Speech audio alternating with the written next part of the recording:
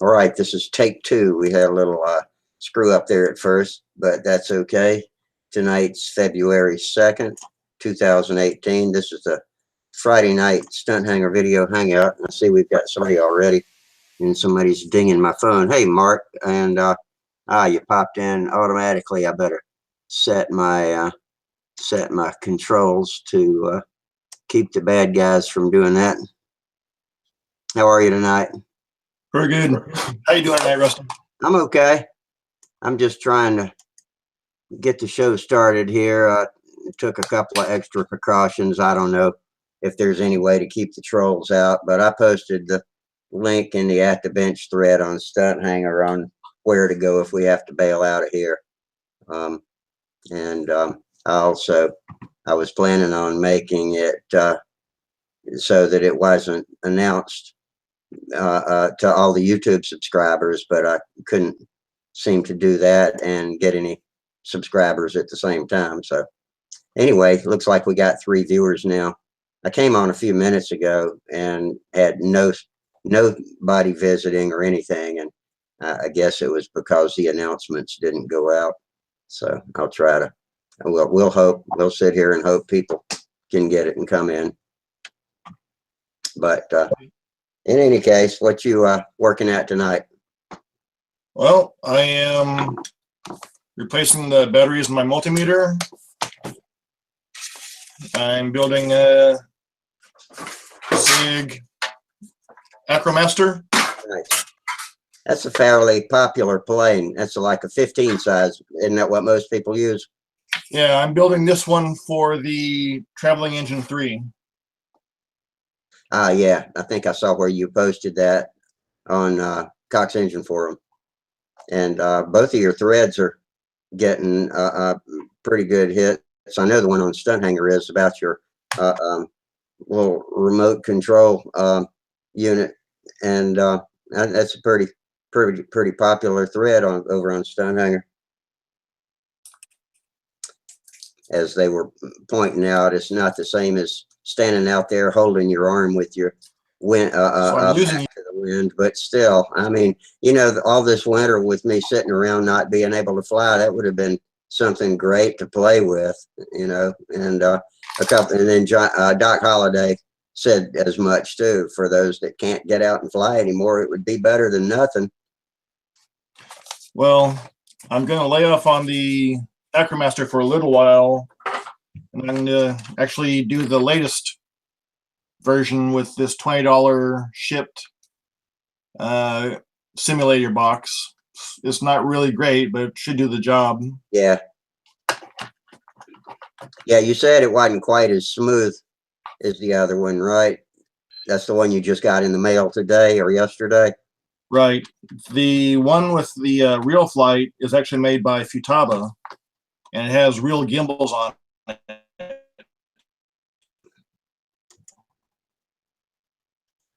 This one, the gimbals are like the and not much on the inside. Yeah, I can see it. We got kind of a broken up sounding connection right now. Your video is clear. Your audio is breaking up a little bit though. I'm getting the same thing from you.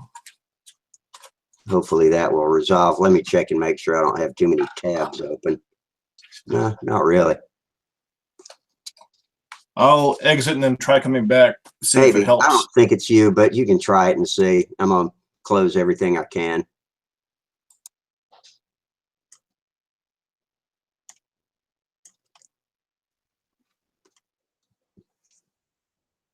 And welcome, viewers. I see we got 7 of you over on YouTube.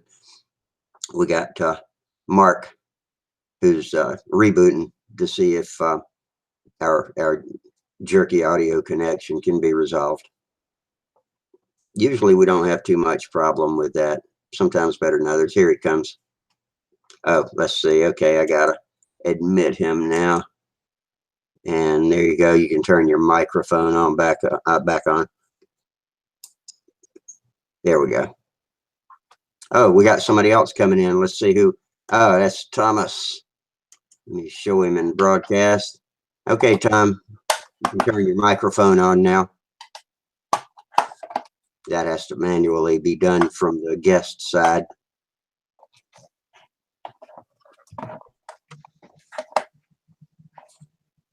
Hey, Tom, can you turn your microphone on? There we go. And Gerald's joining us too.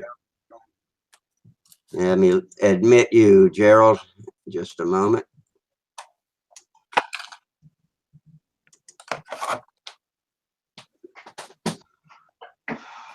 Okay, Gerald, you should be able to come on in now.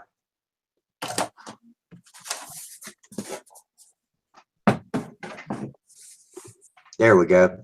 Okay, you can turn your microphone on now, Gerald, and we should have you. Oh, good evening, Rusty. Good evening, Gerald. How are you tonight? Good, thanks. And yourself? I'm good. We'll get as much of a show in tonight as we can before the kids wreck us, and then we can beat feet over to the other place if we have to. I had a look over at the other place. I think Terry shot over there because I had a look, but I moved the computer. So Hey, am I coming in okay? Hi, Tom. Yep. What'd you say, Tom? We got you, Tom. All right, Gerald. My video looks Tom, choppy. Am I there we go. Now I talking hear you. okay? Yeah, now I got you. Okay, so I'm good. Your audio's not too good.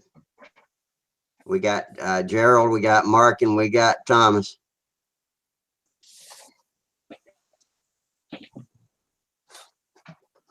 Who did I just say? We got Gerald, Mark, and Thomas. I keep saying Mike because you keep Okay then. fooling me with your false name up there. I'm sitting here barely moving. I think Terry Forbes is over at the other site right now. Oh, really? Yeah, I checked if there's anybody there, and when I came out, it came up with a little notification that he was there. So it might have others checking into the other site. But I suppose it's shown in the bench, at the bench anyway, where everybody is tonight anyway. Yeah. Well, I signed on twice. The first time nobody showed up, and I realized that I hadn't clicked the post button on Stunthangar, and so I signed everything back off and restarted. So looks like we got it now. But if anybody's if anybody's got this open and the other site open, then the microphones and cameras are getting divided time, and it will screw your connection up. So Tom, if you've got the other site open too, that might be why you're having trouble talking to us over here.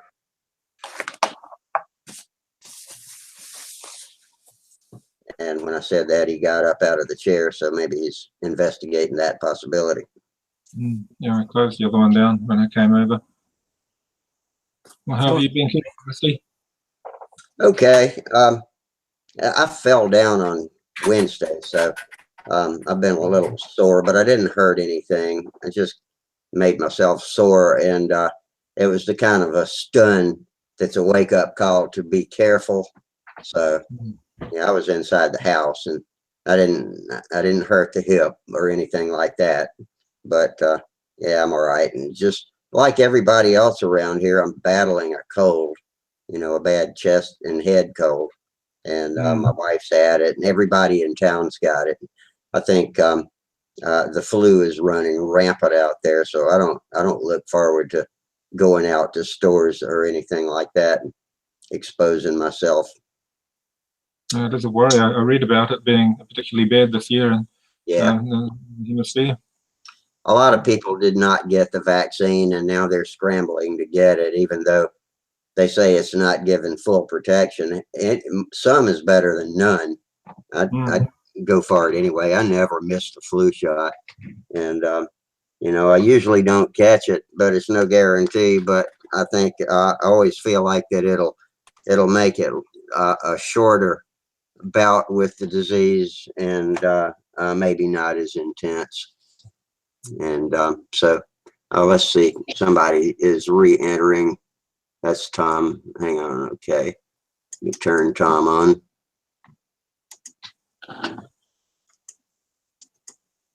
Okay, Tom, you should be able to come in now.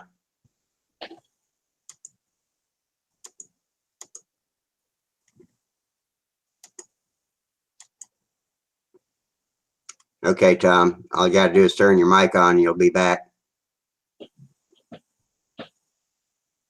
Mark, did you turn your microphone off on purpose?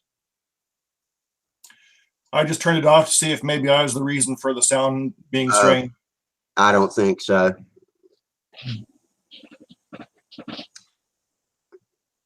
But anytime you're sanding or making noise, it's a good idea to turn it off. That just keeps it smoother. It keeps it from shifting the focus to whoever's camera is the one making the noise. Homes in on the noisy one, doesn't it? Everybody's been guilty once in a while. Here comes Terry Forbes. All right, our man of action. Hey, Terry. Hey, guys. Yeah, Jerry. Ding how. Hey, Gerald. Hey, I owe you those templates, but I was a little busy this week, but I will get them to you. No rush, Terry. We've been busy like one thing or another. And, yep. Another building project. Oh, that's good. That's real good. I was actually out today and flying my electric one. It was an old model from about 19. Oh, that is nice. So yeah, it was one I made using an old CAN motor in the NiCad cells, and I swapped it around and I put a brushless motor on it, and then I put a little lipo pack on it, and wow, much better. Very nice. I ever had before. The only problem is the balance. The center of gravity was set up for the old NiCad pack, which weighed a ton.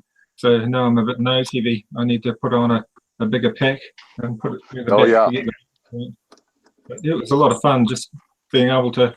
I used the 2.4 gigahertz controller. I've got the receiver wire running up one of the legs, and you just put it on the ground and power it up and take off, and then decide, oh, I had enough. I can turn it off and land it. I've got timers, but I thought with the receiver, the 2.4 gigahertz receiver, I've got full control. I can limit my flight to how long I want to and take off myself quite easily on our little takeoff mat that we've got. So that's what I've been up to today, besides washing 3 cars. I'm just busy with repairs as well, trying to get things ready for our next stunt contest in a week's time. Yeah, with 2 kids flying, you got lots of repairs. Yeah. Ever ongoing, the repair business. It's all good. Be nice if they would get battery technology to a point where we had fuel cells where we could put a drop of alcohol in it and run it for a month. Yeah, it would be. Well, mind you, they've come a bit far ahead now. That it's just a huge change since I first flew electric in mid '80s. I flew an electric glider, and it was pretty hard to do it back then. You're just happy to have something flying, let alone be able to do a pattern with it. Yeah, I went that route. I was disappointed, but my last electric, I had one of those outrunner motors in it, in a Spirit 100, and man, it climbs vertical, folding prop. Oh, hey, Chris Liggy's over on YouTube. Hey, Chris, I didn't see you. I don't know how long you've been there. Chris was one of our early regular guests last summer when I first started doing this show, last spring, really. Good to see you, Chris. It's going pretty good. Do you guys that are here with me on video look at the YouTube chat? Do y'all pop it out and put it beside your window?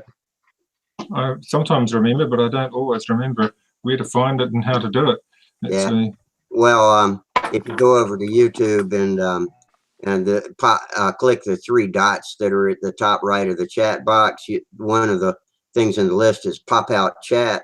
If you click that, then you can close the window the YouTube window, and then hover over your browser window in your taskbar, over your browser button in your taskbar, and all of the open windows will pop up, and you can highlight that text box and then drag it over to where you want it, and put it beside your video picture screen, and that way you can talk here, see the faces, plus you can look at the chat box too.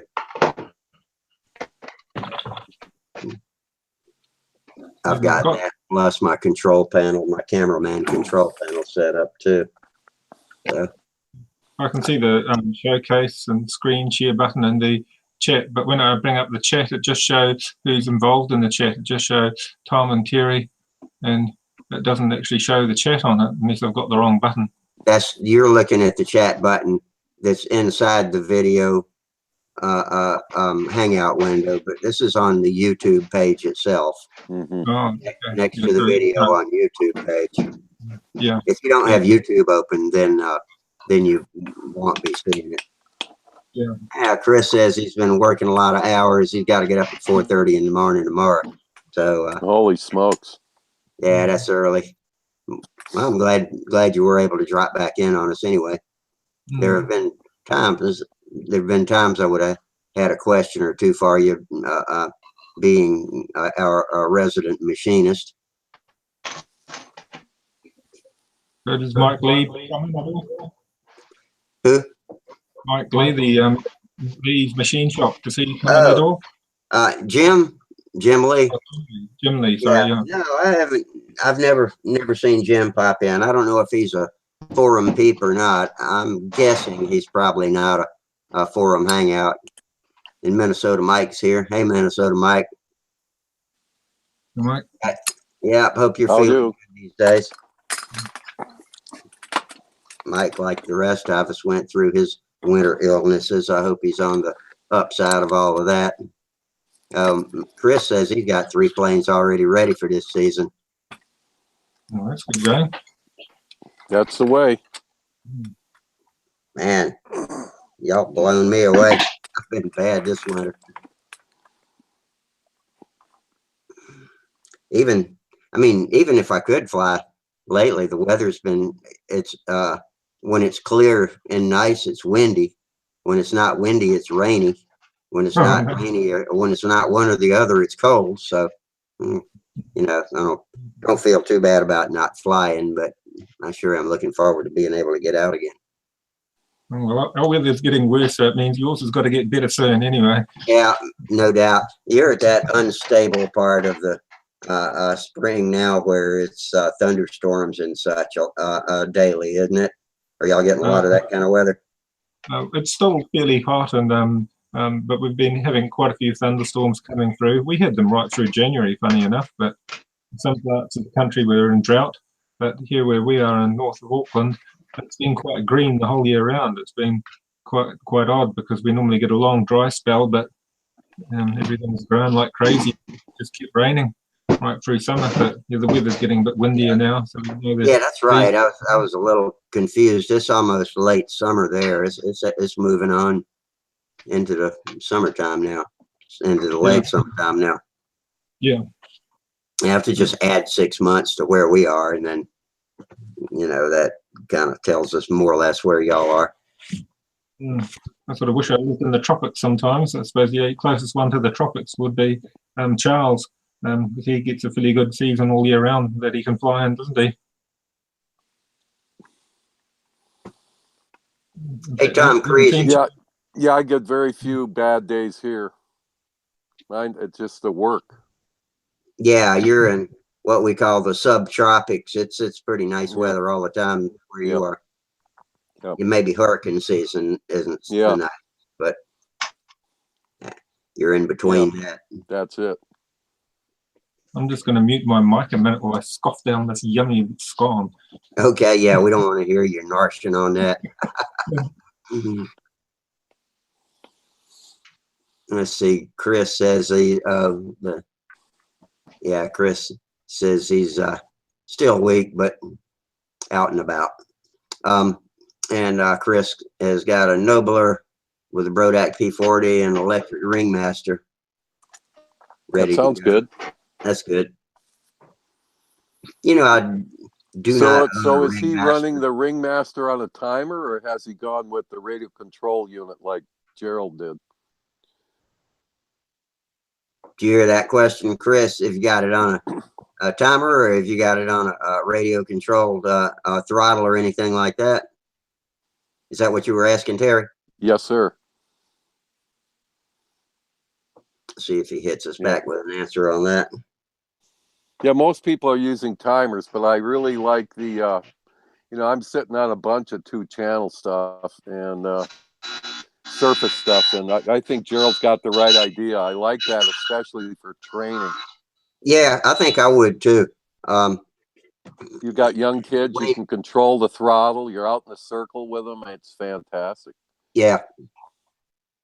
Or even when you're just getting started up with, well, when you're getting started up with electric, I guess a timer can be convenient if you know exactly how much of the charge a certain amount of time burns off, you know, because I know you got to take care of your batteries like that. Chris says he's on a timer. Oh, yeah. Yep. Hey, Tom Crazy, can you hear us? I don't know if he can hear us or not, but his video's jumpy. So yeah, I see that. Yeah. One other thing I was going to say is, as your batteries get old, as I've seen with other people that fly electric, you don't get the same length run. So your time, unless you keep adjusting your timer length, you can still have the thing cut out on you. And I've seen that happen a few times. People have been flying the pattern. They get a few beeps halfway through a maneuver, and then they're having to abort maneuvers. I've got a couple of timers, but I need to build a serious electric model, not just a muck around one, and give it a go. I've got the old E-Flight one as well. There's a couple of from Lauren Nell. I think they might have come from Keith Renshaw, the other ones that I've got. But really, I've got another scale model that I've built electric that originally flew as a CAN motor as well with the old NiCad cells. I think I had 12 little AE size cells, these little cells, and it flew, but it was very fiddly and just it was very overweight with all these NiCad cells. So I'd be quite keen to change that one over to a brushless motor outrunner and put some new batteries in it and see how it goes. Yeah, that'll do it. I love those outrunner motors. They're very powerful and dependable for the money. Yeah, yeah. Why are they more powerful and dependable than what do you call the other, an in runner? I don't know. Yeah, I think because the case is moving, it gives you a bit more torque. I think that's one of the factors. Whereas the small one, it's just the armature moving. Whereas there, it's really that heavy magnet's giving you a bit more momentum. Helps spin a bigger prop. And then it depends on what motor you choose and the kilovolt rating as to how it's going to work. But I built the model for this again at least 20 years ago, but the technology wasn't there. But now that it is, I'm quite keen just to finish it and maybe even convert a conventional model, like get a chipmunk and convert that to electric. It would be a bit of fun to start from scratch. And the great thing that would be I could fly it on our circle and get some serious practice in without having to start up a motor on my own and worry about fuel and tuning. I know I'm not supposed to do that, being a die-hard traditionalist, but it's so tempting when you see so many other people doing it and enjoying themselves. The top placing stunt flyer in our nationals was flying electric. Most of all the top placing flyers were all flying electric. The person in scale and at our nationals was flying electric too. And you just think, oh, they've got too many advantages. It's hard for them. The difference is so big now that you disadvantage yourself if you just limit yourself just to flying old baffle engines. Just like there are so many nice new motors out there that are a lot better than the Super Tiger, 46 or 60 that we're so used to in the past. Chris has a question for either Gerald or Terry. Let's see. He says he's got a Jetco P51 that he wants to build and use a radio throttle, and wants to know what unit you're using. I'm not sure if he's asking Terry or Gerald. Well, Gerald just built one, so he can tell him. I mean, I haven't built one yet, but I'm going to use an older Futaba 2-channel surface radio. I'll go grab just, mine. Yeah. I've done 2 of them. One I did with one of the real cheap E-Flight 4 channels that you get with their little models, and one was with a cheap Hobby King car radio. And I just bought another cheap, they call it a skateboard controller, but it's very small compact. So I'm looking forward to that. Your audio just went to hell, Mark. Yeah, you might turn your bandwidth back or back it up just a little, and you may straighten it out. Yeah, that's a good idea. Turn your bandwidth down a little bit. Oh, for Chris, this is the unit I use. It's a Hobby Yeah, that's King what unit. I'll be using. Yeah, Yeah, the very HK similar. HK GT2B, and you just have to change the throttle. I think I mentioned it before, so that it's all advanced, no braking, so it doesn't reverse the direction of the motor halfway through the throttle travel. And I set it up to use it with the lines, which is good for a small model, bigger models, and then think about it a bit more.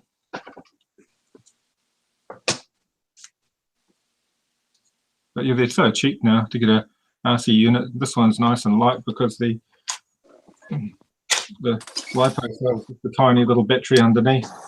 So you're not carrying around a whole lot of pin cells. Yeah, some of the online sites have some real inexpensive 2-channel car or boat radios for like $40 with servos. It's incredible. I haven't gone that route. I stick with Futaba or Tower, and the radios I usually buy are around the $70 range. And being as I'm primarily into gas boats, I get the one with the Metal Gear ball bearing steering servo and then the high-speed throttle servo.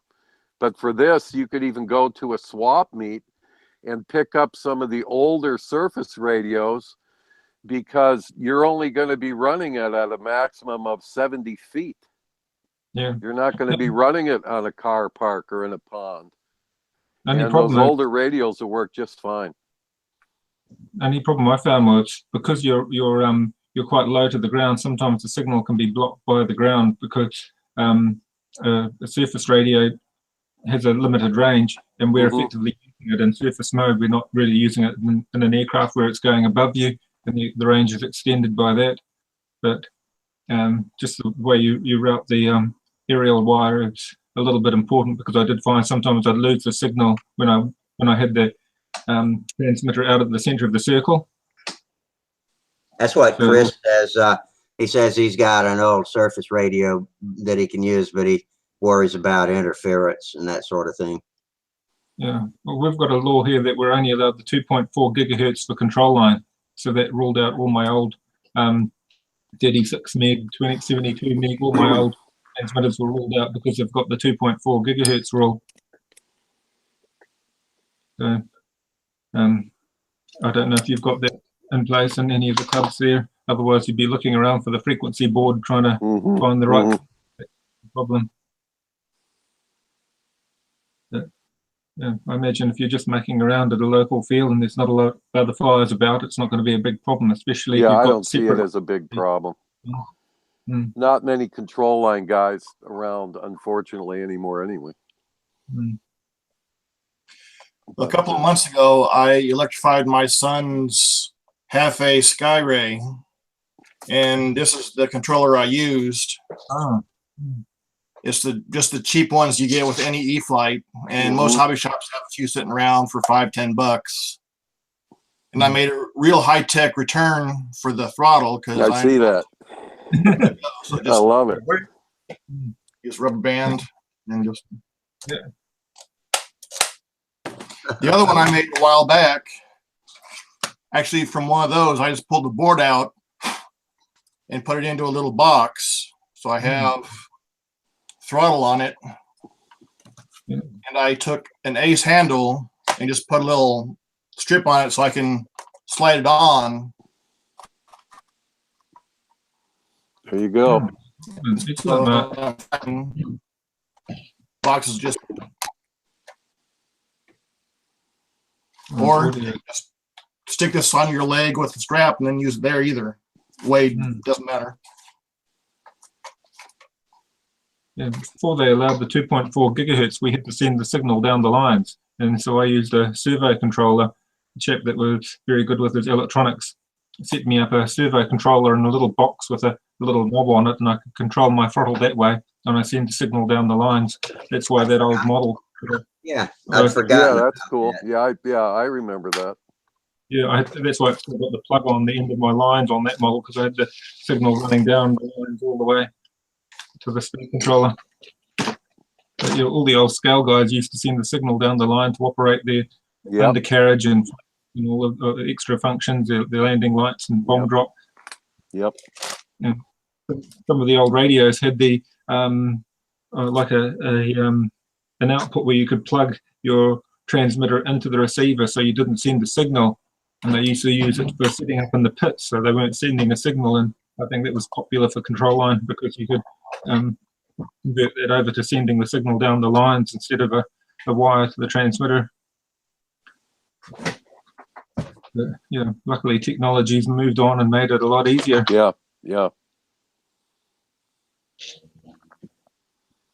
Well, I know they abandoned the laser deal because Wendy worked with that for a little while, where they had the laser, and then they abandoned that. But there was a guy here that was trying that, and it was real problematic. But that was quite a while ago.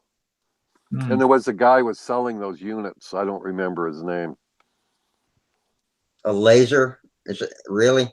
Yeah, it was a laser thing that was on your handle, and it talked to the plane. A little box on the plane. Yeah. Tom Creasy's trying to rejoin us. Let me pop your buttons over and let you in. Okay, Tom. Well, you hadn't lit up yet. Well, Gerald, I got a good collection of outrunners from a lot of my gliders, and I'm going to do another one of those, that Voodoo type plane I build, but I'm going to do it as an electric. Oh, that'd be neat. Yeah. Yeah. Okay, Tom, I got your. Use it for training and or going flying. What's really funny though, these well, it's not funny, I guess.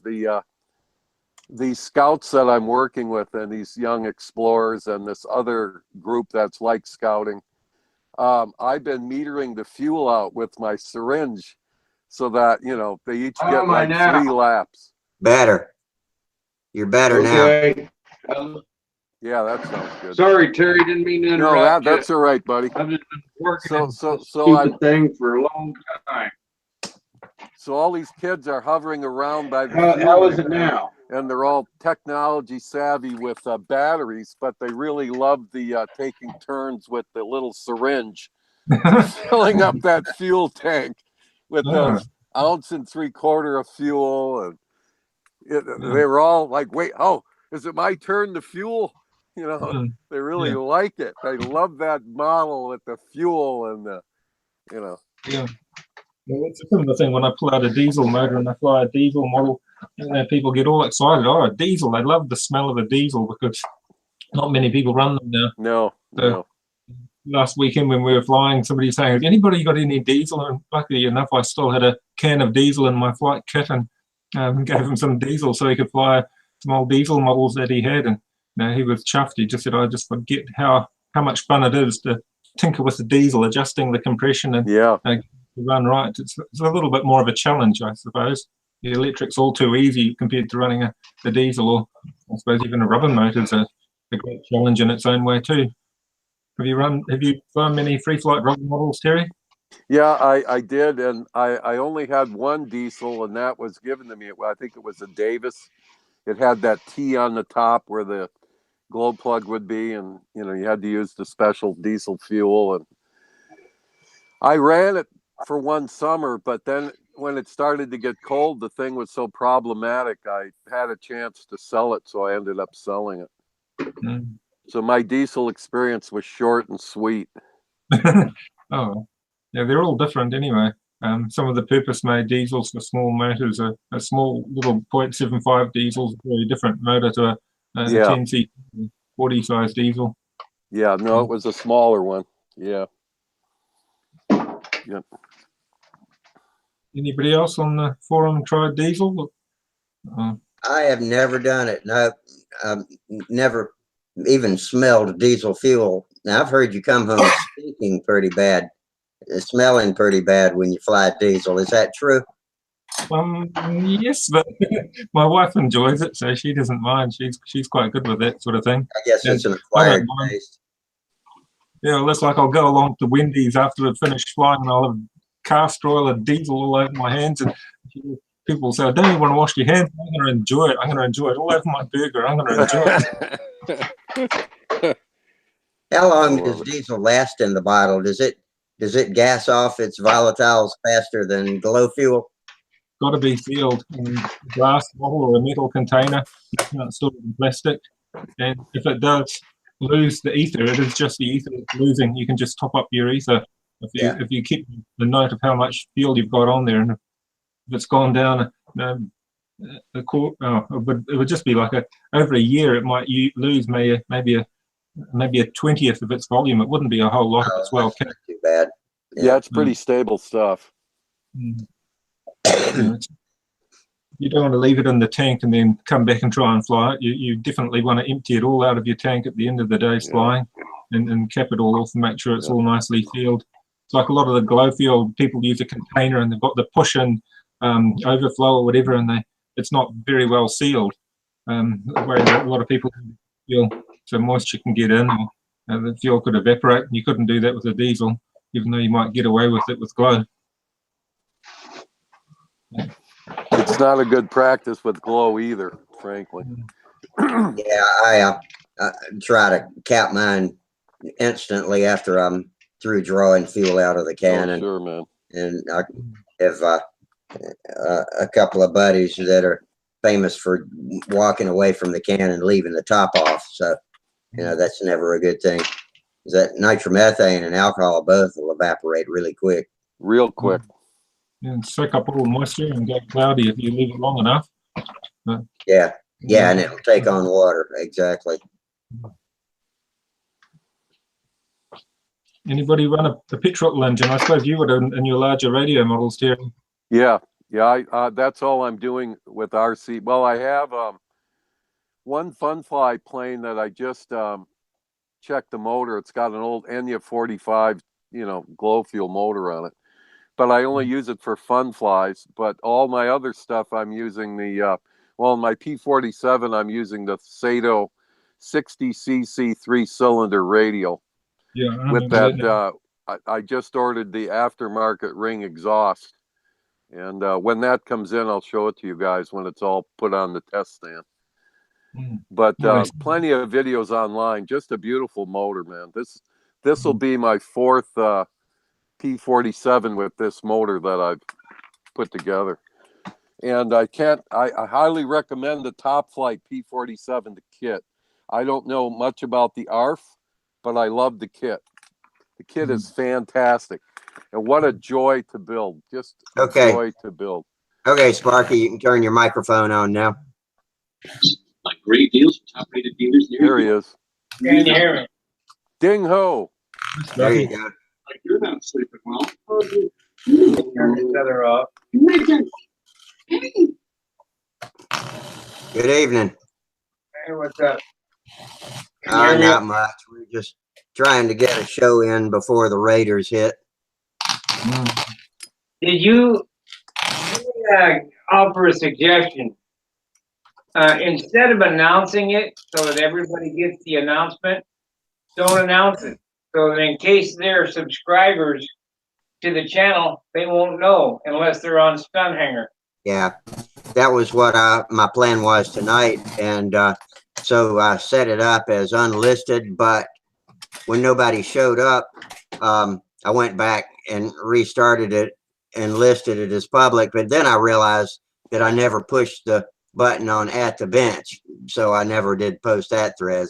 I don't know, and nobody had showed up. So once I'd started, I couldn't seem to go back and make it private again. Too late anyway. I'll try it without screwing it up on Monday night, maybe. But yeah, that's what I had planned to do. I just screwed it up tonight. Now we'll see what happens. Yeah, I did find that one subscriber to you that was one of the trolls. Block them. I didn't. Yeah, I didn't get back and block anybody, but I will. I wanted your permission before I went screwing with your subscribers. Buddy, you know, this is not a game. I'm not going to put up with their crap. You know, I'm not going to take any chances. The good of the whole is not worth the one. You know what I'm saying? Yeah. Okay. Here. I'll be more proactive about it then. But I did start scanning through and seeing that some of them had actually subscribed to Stunthangar, so they know when we come on. Yeah.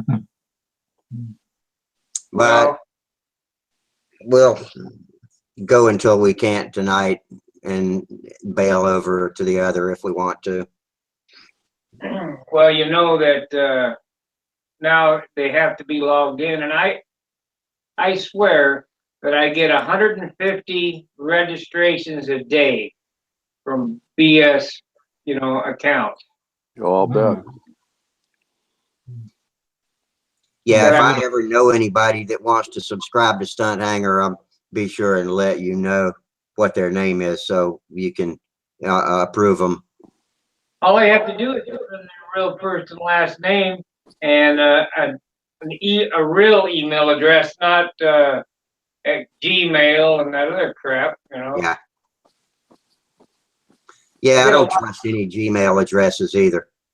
I get a lot of talks, William talks, Jim talks. I mean, for some reason, talks is always their last name.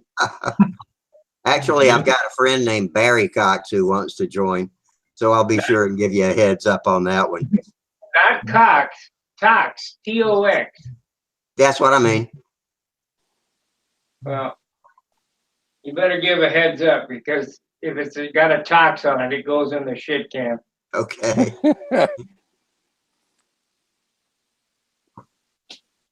So where are you tonight, Sparky? I'm in Dayton still. I won't go back home till next weekend. Is work going okay for you in Dayton? Yeah, going Good. real good. Make hay when the sun shines, Yeah.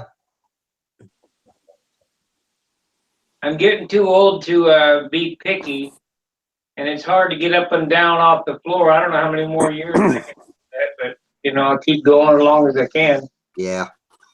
Yeah, rolling around on a concrete floor under a vehicle's tough, banging your head around and everything. I killed myself today. I cut a great big 3/4 inch thick piece of steel about this wide and about that tall with a hitch on it. And I cut the whole ass end off his truck. And Jerry said, just set it up there. Just set it up there on top of the bed that I cut off. So no one was around. It had to be at least 200 pounds. I picked it up and put it up there. Yeah. Somebody wanted. Jim Ballard's joining us. Let me see if I can let him in. These controls ain't working too good. I'm trying to let you in, Jim. See if you can turn your microphone on.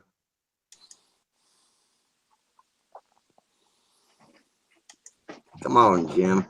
I turned off my. How you doing, Sparky? I even turned off my protective controls and I can't let him in. Hello. A few weeks ago. Hey, Jim. open your mic. Let me see if I can open it. I can't seem to allow him to come in. Delay. There There it we is. go. All right. 1, 2, 3, 4, 6, 7. 7. If we just give a couple more, they can't come in. I suppose that's one way. Make sure there are only Yeah, there are modelers that are in. 2 more and it's full, and Yeah. you're good to go.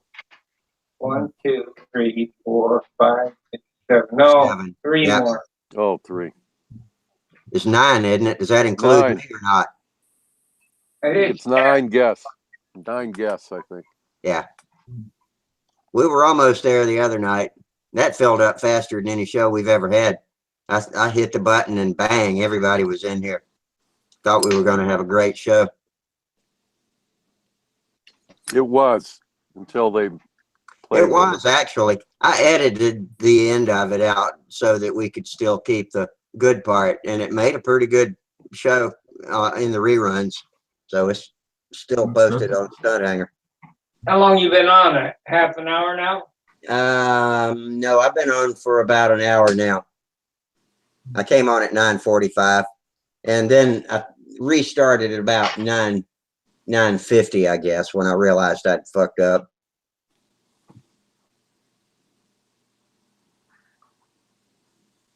Well, here's a little politics. What do you guys think about the FISA memo? I'm out I of the think loop. it's too little, too late. I think we need to get rid of all those upper echelon guys. Let some of the talented younger agents in the CIA and the FBI, let them do their own house cleaning, because that's really corrupt up there. I mean, believe it or not, guys, I'm a convicted felon thanks to Mr. Obama and the weaponized FBI. But I got exonerated by the judge before they whacked his ass. Killed him, but old Scalise. And if I'm lying, I'm dying. So check it out. Truth Bears Investigation. I'm going to go get my coffee. I'll be right back. Watch out for him, Sparky. Don't let him set the place on fire. Yeah. So we're good. Yeah. So Sparky, when you cut that big chunk of metal, was that with a plasma or with a cutting torch? A torch. Oh yeah. Yeah, man, that's quite the fireworks. Yeah. I don't think our plasma cutter wouldn't cut that 3/4 steel. Yeah, that's what I thought, a little thick. Well, you can get them to do it, but I burnt out my plasma cutter just cutting 1/2 inch steel. Yeah, and the tips clog when you go too thick and stuff. I don't know. I guess it can't blow the molten metal out of the way or something. I don't know. Something. Well, what happened was they had a dump bed on this truck, a Hino truck. Mm-hmm. And they wanted to, it was a brand new truck, never been sold. They had to cut the dump bed off, and then I had to extend the frame a foot so that they could put a cargo body on it. Uh-huh.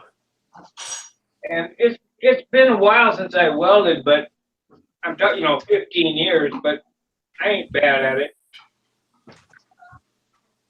Hey, it's an acquired skill. Once you learn it, it's like bike riding. You can brush up quickly to get those little stack of nickels or pennies to lay over for you. Right. No, my eyes are no good. I used to be a good welder, but my eyes are crap now. I used Yeah, I to hear do. you. I worked for a museum restoring their military vehicles. Did a lot of work for them, as well as welding up tractors and things around where I live. But my eyes let me down now. I just can't see the welds very well. Maybe I've screwed them up from doing too much welding, but I just don't seem to have the ability to hold my hand as well or see what I'm doing as well. But I've also got a good hernia working on vehicles. That's another killer. So not only do you stuff your eyes and burn your hair off, I've done that. Yeah. Injure your hands and all different things I've done working on vehicles. But you just have to be very careful. And it's scary hearing. I got the shirt on you got. Now his is a long sleeve. Yeah. Yeah. Then there's this one. Oh, that looks nice. Yours is long sleeve, isn't it, Gerald? I like that one. Yeah. Then there's the Al Rabe one. Yeah, that's nice. Yeah, with that funny looking plane on it, GB. Well, Schulte designed that. So this one's designed by Schultz, and this one is designed by Marcus Cordillo. And this one was designed by me.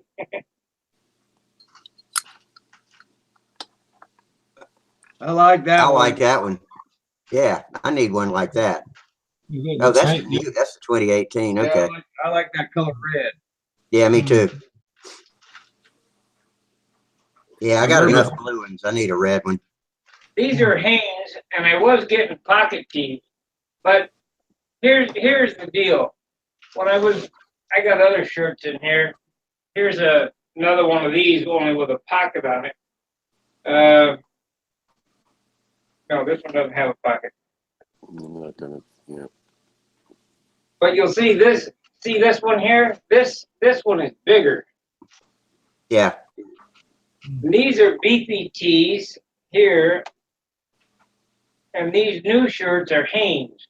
I mean, they're good shirts, but I can't get pockets anymore because of the way I'm doing it. These shirts here I had to mail myself, and these shirts here are contracted through Teespring. So I don't have to do anything except design and put them up. So I'll probably design, release it, do another campaign of shirts. We didn't sell many. How about the mugs? Did you sell? Pardon me? Sorry, did you sell any of them? Oh, your audio's going down, Gerald. Yeah. Oh, the mugs. The mugs. Oh, the mugs. Yeah, Yeah. your audio's okay now. Did you get one? No, I was thinking of getting some. I was just wondering if they were a big seller because you had to sell groups, didn't you? You had to sell a number before they do a run. Is that Yeah. right? Yeah, I had to sell, only sold 2, and I had to sell 3. So, Oh. So do they just refund back the money if you don't sell them, or do they just hold it off until you? yeah, I don't think they take the money out of anybody's account until we got the number. Oh, yeah. Oh, well, I'll keep an eye out if you're doing any more. I'm keen to give it a bash. Yeah, I'd like to have one too. I'd like to have a mug and a red T-shirt. Hmm. Hey, Sparky, Yeah, have you checked out cafepress.com? no, Well, if you post your artwork on there, you don't have to carry anything in stock. All the Stunthangar people can go there, and they have over 1,500 products. And when they order a onesie, they ship it, and you make 45%. And they even have a fulfillment center in the Ukraine. You get people in Europe, so they would ship to Gerald from over there possibly. But I've got my friend over at the 50 Ducks and Hot Tub just got on with this, and they've got everything from cufflinks to comforters. And I'd be glad to send you a few of the little artworks I'm working on. I've got a couple combat planes, and I'm calling it Voodoo Crazy, and I'll send you the artwork. You can have it. But go to cafepress.com. Once you load your artwork up, and they maybe have 75 or 80 templates for all of the products, but you can get a coffee cup with a wraparound image, and all of their stuff is printed using inkjet lasers, even the t-shirts and the comforters. It's just amazing, crystal clear stuff. I mean, if you give them good artwork, and your artwork, I've seen your stuff, you do nice stuff, and all your skills with painting, all the painter of gray, your unit markings. Put up that stuff and on Cafe Press, and guys can go there and get cufflinks, coffee cups, t-shirts, whatever, hats, and you don't have to hold any inventory, nothing. And they set you up with a link to put on, you know, for your store. So they just click from Stunthangar and go right over there. Same thing with Teespring. Yeah, they're similar. But Well, this Teespring one was has good. the most products I've ever seen. And the fact that they opened up this big fulfillment center in the Ukraine, and they're printing like 350,000 items a day in each one of these centers. 350 fulfillments a day. That's pretty good. 350,000 fulfillments a day is just, it's crazy. Teespring Absolutely. so I was just going to say, Gray, and I don't know whether you guys, whether you saw Don Shipley, the Navy SEAL. I made him a bell, a ship's bell, about that long, and round, and had a remove before flight tag. I painted it navy blue with Bud's 131 on one side, and then a senior chief skull. It was a skull with a senior chief's hat on it. And I said, it cost me $21. He got that. He was tickled to death.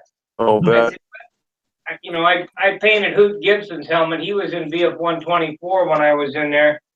And I said, well, you're now in the family of aviators. I love it. Hoot Gibson's an astronaut, isn't he?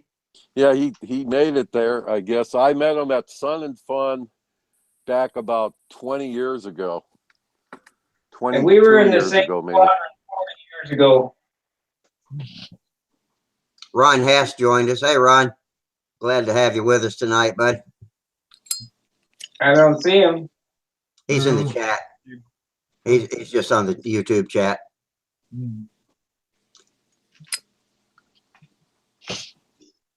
One of our regulars over there. He's been in the video side before, I think, but probably got bandwidth issues.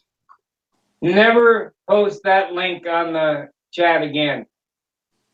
No, I didn't. I just posted the at the bench on the chat. But it's not, you made it so that it's inaccessible to non-Stunthangar members now. That's right. Yeah. Yeah, that's all I posted up there today. I don't know what them kids get out of it. I mean, you know, we're just a bunch of old guys sitting around bullshitting. I don't know what the hell they got to hassle us for. It didn't seem like it would be that much fun. Oh, pretty, I don't know. Don't understand kids today. Don't understand their music, what they wear, and what they do. It just seems very alien. Well, it was the same when we were kids too. Our elders didn't like the way we looked and acted, and it's just a new way to get back, I guess. It makes them feel like they're getting back at their parents or something. I don't know. I had long hair when I had hair. I suppose we're all young at some point, but yeah. Some You people watch just, some of my original videos. I had long hair. I'll have to go back and check that out. I've never seen any of your pictures with long hair. You know, I just looked in the mirror one day. I said, you know what? I'm bald. This is bullshit. I went and got me some clippers and shaved it off. Mine's hanging in there pretty good so far. Yeah. I'm gonna cut it off pretty soon. I had a long beard a while back. Yeah, yeah. Quit growing out the back and started growing out the front. Yeah. I got a pierced ear 3 times. You know what the fuck? I was a hippie once. Yeah, yeah. I'd get pierced ears if I could now, but I can't. So I'm not. Well, I can admit here that I was a member of the U235 Heavy Metal Club in Auckland many moons ago. Went along to see things like people and all of that. You know, it's a long time ago now, though. But yeah, we were all young once, and you're involved with the culture at the time, I suppose. But the amazing thing was back then, control line flying was part of the popular culture. You know, there were lots of young big. It was huge. It was, yeah. Oh yeah, man. We get our combat wings and we put all the bands we liked on, you know, Black Flag or AC/DC and all these things all over our combat wings, and decorate them with our favourite band, that sort of thing. It was quite funny, really. I think how popular it was. Yeah. When Mike Lonsky, one of our occasional visitors, flew beginner stunt, and he came over from combat, and the plane he flew had Iron Maiden font on the letters on the wings. So Yeah. that was a little That's rock cool. and roll showing Any up at the stunt Have circles. you guys ever run across a Fox 36X, a Mark 6, or a Super Tiger G2135? Before Brodak, I want to build a couple of combat wings so I can fly combat there. I've been looking on eBay, but You're hard to find on eBay. there's a I got Mark a 6 on eBay for $105, but it don't look all that great. Mhm. I got a pristine I bet Bob 2135. Zambelli's got a couple of them. He's got a little bit of everything. I got a pristine G2135, Sparky. What do you want for it? I'd take $50 for it. Send it on Holy over. cow. Holy cow. That's a good one. You got a Got- PayPal address? Yeah. Send it to me on Stunthangar. I'll send you the money. All right, buddy. It's got excellent compression, really smooth. That's what I had when I was younger. 8.8 prop. Yeah, pacifier. Hmm. yeah. I It's don't know a, where I'm gonna find any of those Oh, yellow yeah. tornado props. So but it's a strong running engine. Did you use the Tornado 8.8s, or were you using something else? We used to use the Tornado ones for combat. right. The the plastic white- tornado ones. Yep. Yeah, yeah. Yeah, we They're use the nylon. ones- yeah, the Tornadoes like that. No, That's not it. those. The No, yellow. the other ones, the yellow ones, Yeah. solid Yeah. yellows. Yeah, Oh, I've got some of those. yeah. Eight? I don't know. I'll look and see. Bob Z gave them to me. He gave me a whole box full of all kinds of different props, and I know there's some solid yellow props in there. You And you I'll got look and some. see. You got a few. The only Yeah. bad thing about them is that the blades fly off if you don't boil them. You got Yeah. it. You got to relieve Yeah, the stress. Reboiling them doesn't cure old age, from what I hear. Mm. Yeah. I don't know if it does. I don't know about that, but you got to cook them to start with. Yeah, I'll take it. I've been looking for one. I've got a pressure venturi for it too. Alrighty. Perfect. Yeah, nice looking motor. Yeah, the stunt of the Super Tiger 135 stunt motor, and I put it on a Sig Mustang, but those things are heavy. Not a good combo. Mm-hmm. Yep. Now I can build my Be right two back. voodoo. Okay. Yeah, I love voodoos. Love them. Yeah, it's a big voodoo build, eh? Mm-hmm. Yeah. I can That's build the- two in a night. Why this engine was Oh, on easy. is the voodoo. Mhm. They ain't nothing to put together. I can build two a night, easy. Mhm. So we flew mainly 19s in the past, but everybody now is just flying 2.5 or 15 size combat here. I've very rarely seen anybody fly a 35 size combat model in New Zealand, which is a bit of a disappointment. Always wished I could see a proper combat match with two fast 36s. It would be quite exciting, I'm sure, just from what I've seen in videos anyway. Well, I'm going to take that motor that he's going to sell me and see if I can compete against Nelson. Nelson's with him. Hmm. I think they'll be all right. I mean, So are you going to do like foam ships, foam wings? no, I got two voodoos. Oh yeah. I mean, yeah, absolutely. I got a double voodoo kit. Yeah, I know. I'm sitting on a few of those and a couple combat cat doubles too. That's better than foam. You don't have to worry about bringing them home. No, they're I already still back. bring them home. Throw 'em They're out. easy to repair. That's just kidding. You got to recover.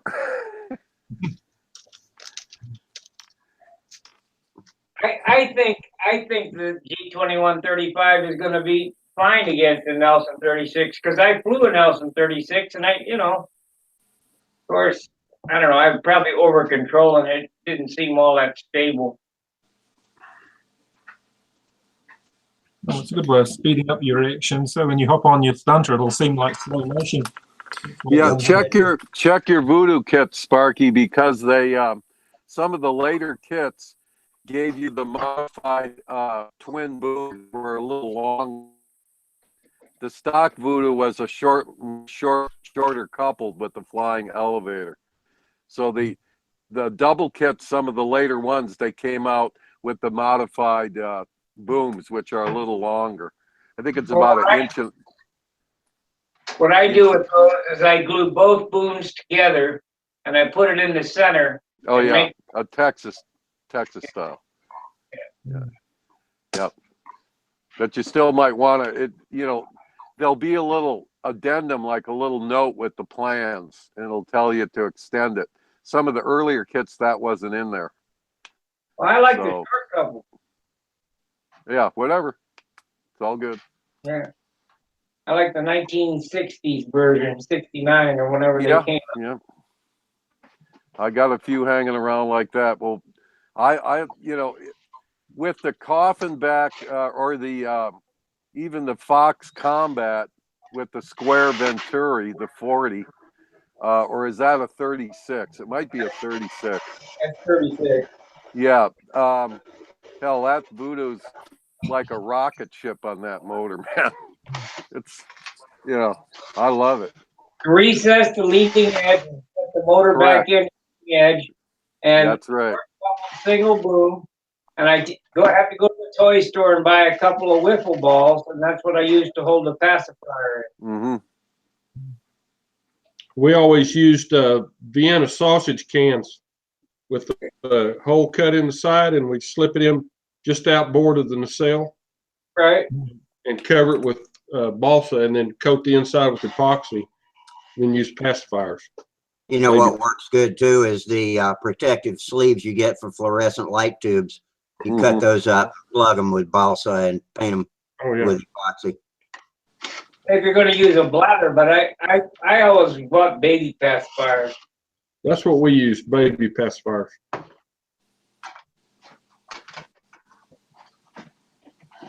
You can get a lot of fuel in a baby pacifier. You can roll them up the size of, the baseball. Yeah, they grow big and round as opposed to elongated like surgical tubing bladders, don't they? Right. Yeah. I'd go to the supermarket and buy the whole pacifier, because they didn't have just the end on it. I just buy the whole pacifier, and the ladies would look at me like, "What are you doing with all those pacifiers?" Don't worry about it. Yeah, they probably put you on their list. Yeah. Yeah, for my half A's, I use surgical tubing, and it gets about the size of a bratwurst, and then longer and longer and longer, but it never gets any bigger around. Mm-hmm. And I just put it in a little mesh type container, just a fabric mesh. That way, I can tie it to the top or the bottom of the wing, and it's fine like that. It's only been 40 years since I flew a combat match. We'll see how I do. That's about how long it's been for me too. Well, you can stand still and fly a combat plane, so if you get dizzy, just stand there and fly loops. Yeah, just keep it downwind. That's what I do. Just figure eights or whatever you want.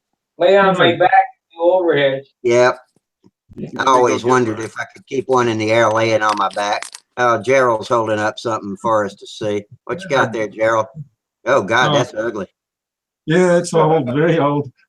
I used to use KMB 3.5s, and we'd run them on crankcase pressure. This one, for some odd reason, it's on crankcase pressure, but it's old and pretty grotty. But I'd mount the bell crank externally. Reasonable size model for a 3.5. The KMB. It's quite a powerful motor, the car motor. It's a bit of steel around the rear exhaust. Well, it's got a tiny little bell crank on it. Sorry, tiny. What is that, a 2-inch bell crank?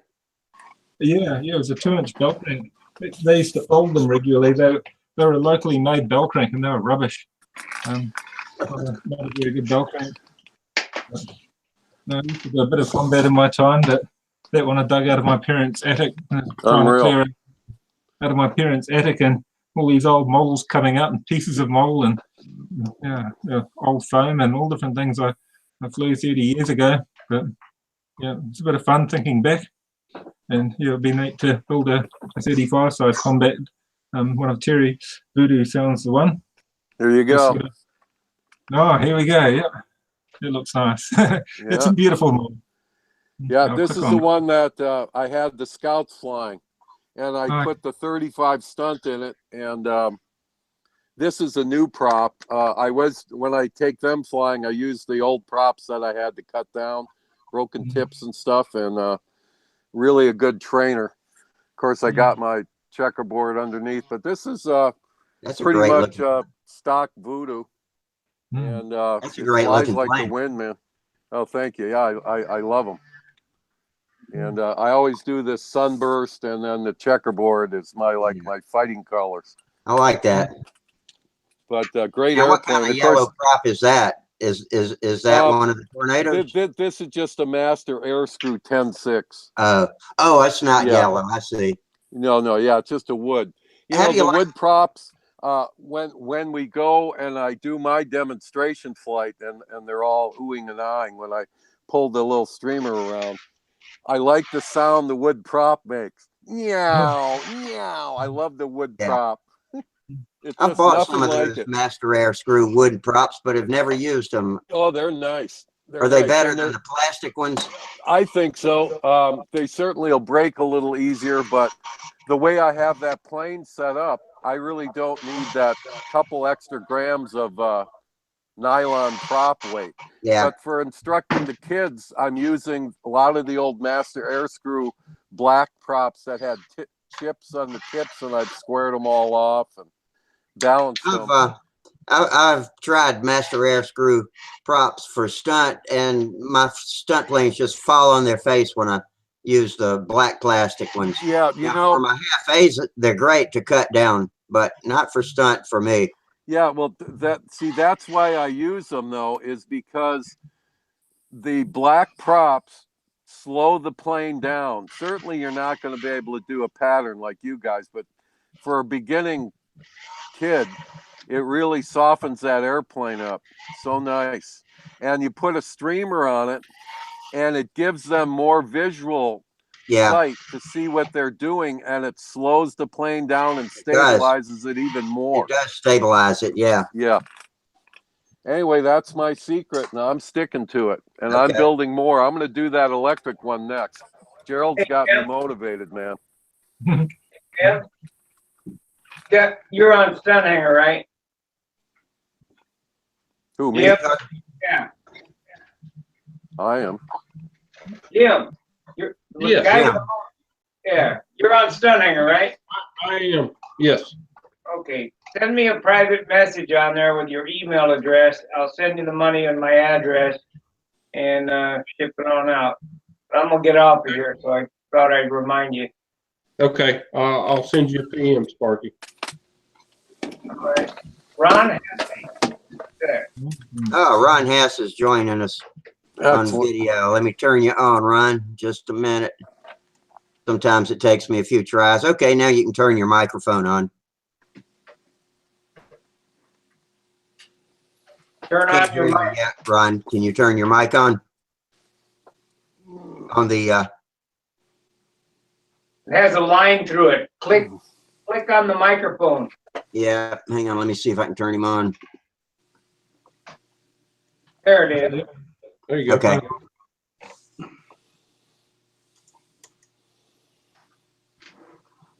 Not hearing you. Hang on, we'll keep working on it. Let me try from over here. Nope.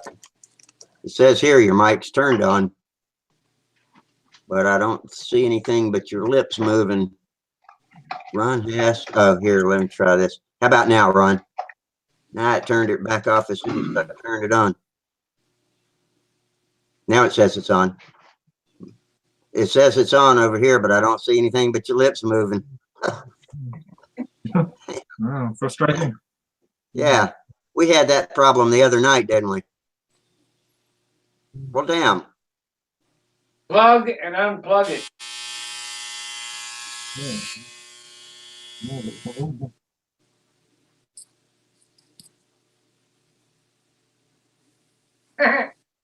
I wish I could read lips, but You can't read lips now.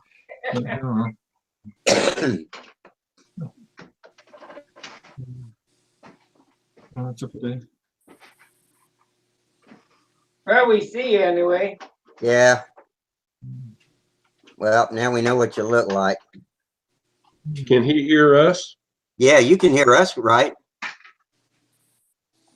You can hear me, can't you, Ron? Give me a thumbs up. Yeah, okay. Head nod. Yeah, he can hear me. We've had a few microphone problems lately, but I don't know what's going on with it. I don't know either, Ron. Oh well. Well, the Logitech camera and microphone combo you got me to get, or you recommended, works well. That's something that might help others. Here you go. Take your mouse, go up to the top. There's a gear up there. That's settings. Check the settings and see if your microphone is selected. Oh yeah, that's right. Yeah, go up to the mouse up to the top of your video screen, Ron, and click on that gear and see if your microphone is listed correctly. And if it is, change it and then change it back.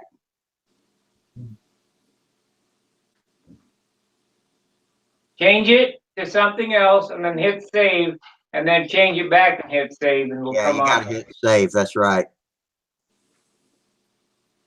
Yeah, I've had that happen to me before with my camera too. I had to turn it off, save, turn it on, save, and then I was back in action.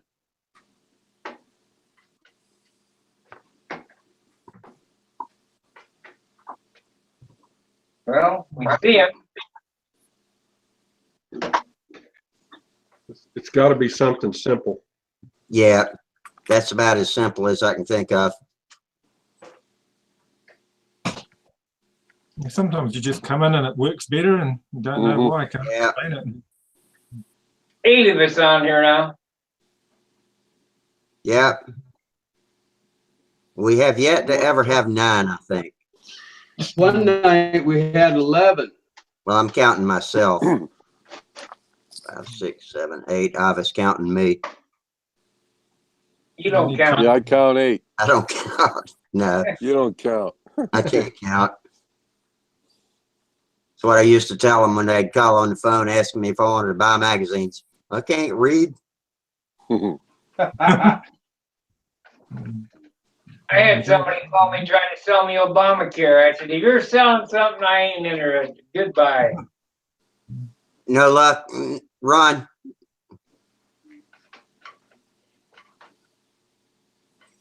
Well, I'm gonna get off here. Been good talking to you guys. Good seeing you. Marky, thanks for coming and entertaining us.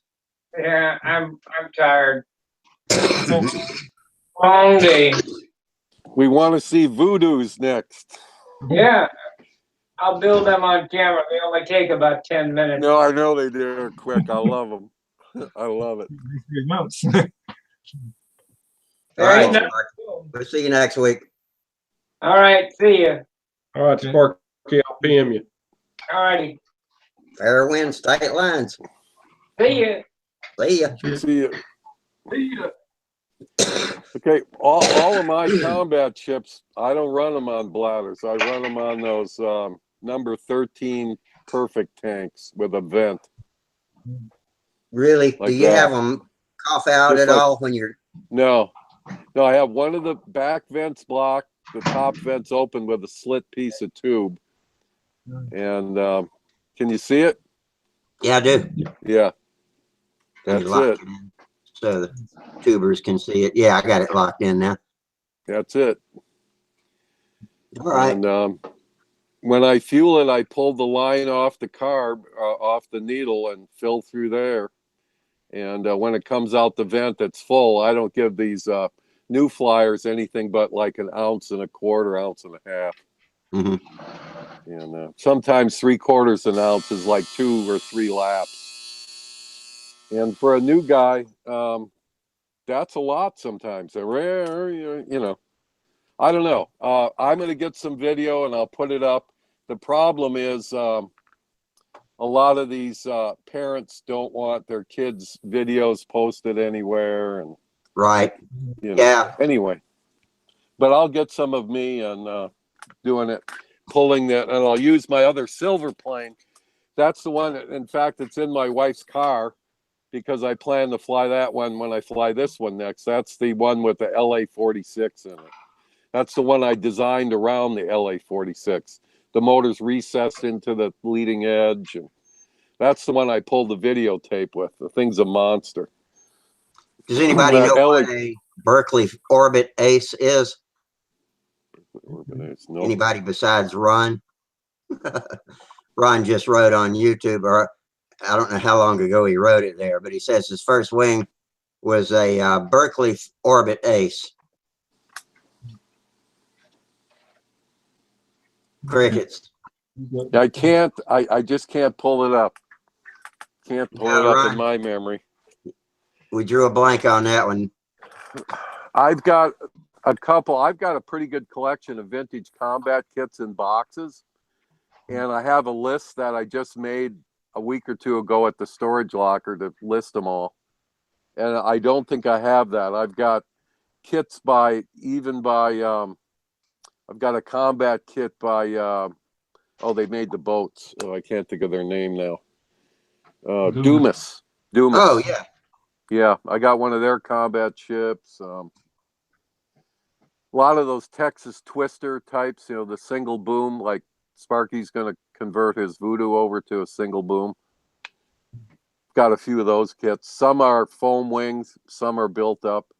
I prefer the built ups for myself, but for training kids, probably the foam is the way to go because they're real hardy. And you don't even have to put a spar in the foam wing. You can use that fiberglass stressed packing tape, and you just run that the length of the wing. And you have to be careful when you tape it down to have your sons help you hold it because it'll lock that wing perfectly straight, or you can put a warp in it. Yep, sure can. You know, once that tape is down, it's over. Yeah, or you're tearing the styrofoam up. Yeah, you're tearing the foam out. But I read a good article on styrofoam last night, and learned some things I didn't know about EPP and I forgot now all the terminology. It goes out of my head as soon as it comes in, but if I know it, you know, I know it when I see it now. So, because I was trying to figure out what the rubbery, the spongy type was. Yeah, that's Epi foam. Yeah. Yeah, a lot of our sailplanes, like there's a company called Dave Aircraft Works, and he produces some beautiful, I would say, standoff scale Epi kits. Foam. There's vinyl. the Orbit Ace. Excuse me to interrupt, but Ryan's holding up blueprints of the Orbit Ace. I'm going to click them. Okay, back it off a little, Ryan, and yeah, hold it a little farther away from the camera. Oh yeah, there it is. I see. Okay. Yeah. It's got some solder burns in it. Mm. Oh, I remember that wing shape. Oh yeah, that should build a nice plane. Berkeley models. Okay. Yeah, that's an old company. Mm. It's probably from the 50s. Yeah. Beautiful. Yeah, nice looking model. Oh. Yep.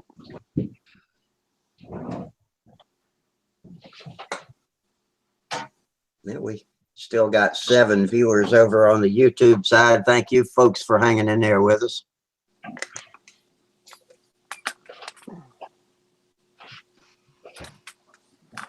Yeah, Ron Hass confirms 1958. Oh yeah. Yeah, yeah, that's it. Yep. That's my really old vintage combat wing there. It's a unlimited. That looks pretty sturdy. Yeah, a little diesel model. Oh, It's that got is a cool. Yeah. little 1.5 diesel. It's got the little cheap cowl. Yeah, it's got a. I think it's a nylon covering on it too.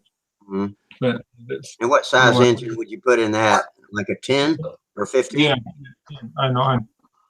Oh, no. Bigger. So is that similar to a Dirty Birdie? That plane design, is that similar to a Dirty Birdie? You know what that is? Oh, the Ron's one, the Amiga. There's another picture of the Ace that Ron's holding up. Is that, or that's not Wait, the hold Ace, on. is it? That's the same Another Amiga. Omega. Oh, is that? I see. Mhm. Okay. Oh, you got a. Oh, yeah. Yep. Ron, what's that on the plaque mounted on your wall back there, under right over the Tomahawk? Oh, yeah. Very nice. Oh, yeah. Boy, talk about a short coupled plane. That No ought to turn shit. on a dime. That thing will eat its tail. Yeah, it looks neat, eh? Very vintage. Yeah, I suppose that's the thing. A lot of those old ones have a tail and they've got the upright motor. But yeah, they look neat. Those really old vintage models. But I suppose ones like the Flight Streak's really another combat wing of sorts anyway. Expendable. Pretty much. Yeah. Y'all look behind Ron over his head, over the top of that Tomahawk on the wall back there. It looks I like just a asked him. Zeppelin. Yeah, It's a Zeppelin on a plaque. It Oh, it is looks a like. Zeppelin, isn't it? Okay. I Yeah. was trying to figure out at first. I'm like, a submarine? No. Yeah. Terry's eyes say it's a Zeppelin. That I wouldn't think it's a Zeppelin. That looks like one of the U.S. Navy dirigibles. Yeah. It looks like the Los Angeles. That a submarine hunter. I don't know, maybe. I think they were used for anything, but I think that one was lost in a storm. They're the ones they hung the little biplanes off, the little Boeing biplanes off. Yeah. Yeah, the pea shooters and USS stuff. Los Angeles. Yeah, that's what I thought. No? Yeah, Los Angeles. Yeah. Okay. Cool. Very cool. Very cool. Yeah, yeah, the pea shooter. I've seen some control line plans for the pea shooter. I like the Tomahawk too. Yeah, Golden Age biplanes, man. My favorite. Yeah. Yeah. Felix the Cat carrying a bomb. Yeah. Yeah, some brilliant Bugs Bunny testing bombs for duds with a hammer on the assembly line. Yeah. Okay. Yep, very cool. Well, it's too bad you don't live closer, man. We could all get together. And let me say, the model generosity within the community is still alive, because look how Sparky got hooked up with an engine, and God bless you all, because that's model generosity. And that's what this hobby's all about. Helping people to enjoy and invite other people to enjoy our madness. Yeah, well, whether it's competitive or just sport, you know, it's all the same. Absolutely. Yeah, it's great being able to help local people get involved, and the more the merrier in many cases. If you've got plenty of people come along to a club meeting or a contest, it just makes it all that more worthwhile. If it's empty, there's nobody there, you really worry. Yep. Oh, well, that was my EPP sail plane. Oh, slope soarer with a motor on it, with an electric motor. That was from years ago. Well, let's have a peek at it. Yeah, you got you got an endless supply of ugly ships, Gerald. Yeah, but there's supposed to be a combat model, a combat slope soarer. Yeah, that's a PSS, power slope scale model. I'm familiar with it. That's Epifoam, right? Yeah. Except this one, I stuck an electric motor on so I could fly it on a flat paddock. Now I got to grab my slope soarer. Hold on. Put this away.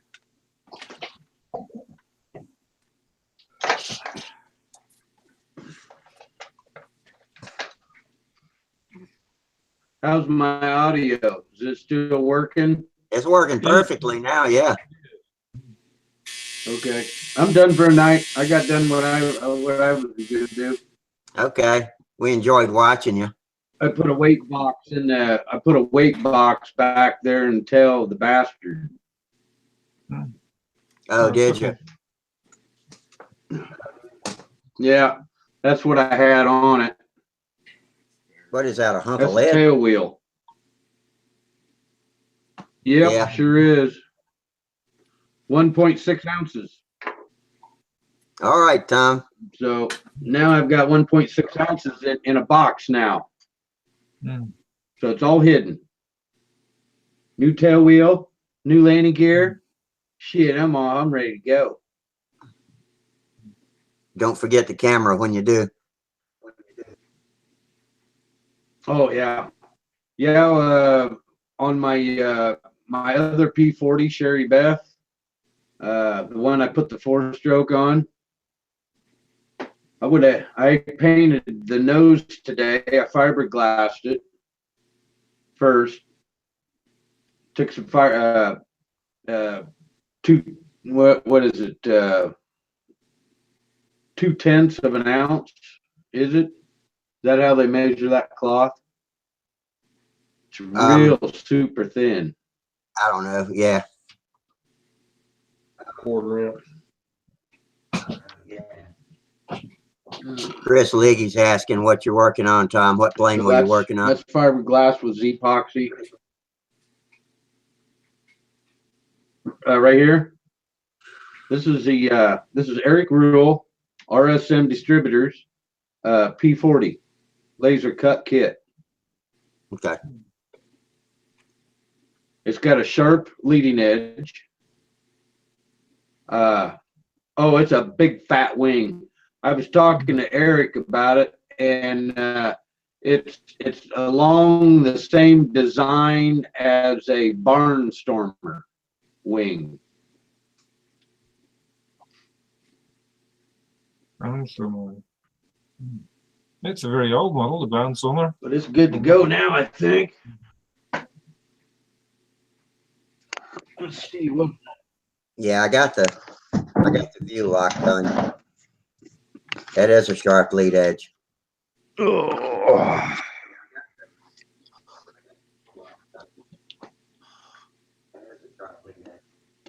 Is that just a Very good. square stick on the lead edge? Yeah. Pretty sharp, ain't it?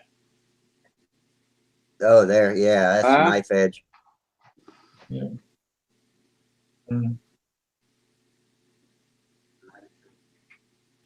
Yep. Eric Rule said leave it in there in the plans and then the design. There's some argument about that, but if sharp Eric says leading leave edge it, I'd say is leave on it. that. Yeah. On the forums, there's been some argument about sharp lead edges, but if Eric says leave it, I guess. Okay, now. Oh, I know. You will be satisfied if you build it right off the plans. So that's what I did. Now, oh, get moving. I'm right back on my center of gravity. My CG. Let it settle down a little bit.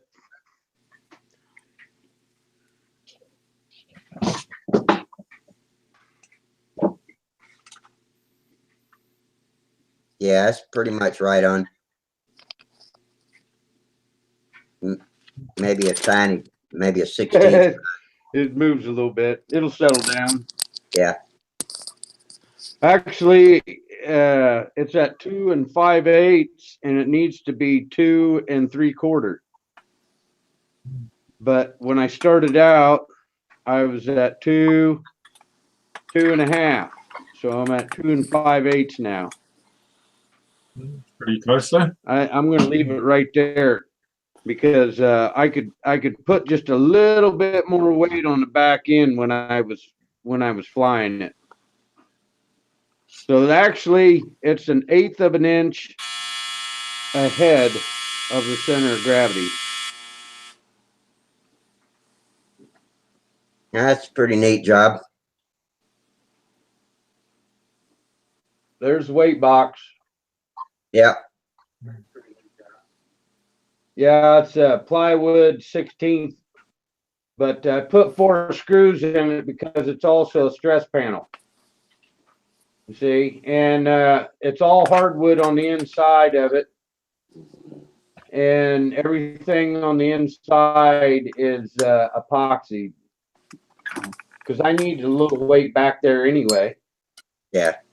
So I'm pretty sure I got my strength back the way what it needs to be, so I'm good to go.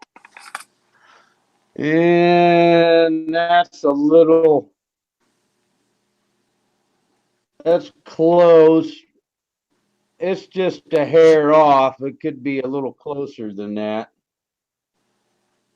which would make it, yeah. I'm pretty pleased with it now. Yeah. The proof's in the flying. We'll see how she goes. Okay, that's it for show and tell. Well, good looking at it, and thanks for sharing. Yeah, thanks for sharing. Yep. And all I have to do is clean her up. You know what? I painted that nose I redone on the Sherry Beth P40, and I was checking it over, and can you believe there was one spot on it where I needed to add a little bit of Bondo, a little bit of superfill, a little bit of oxidize. I had a little, a nick still in it. So, man, that pissed me off. Now,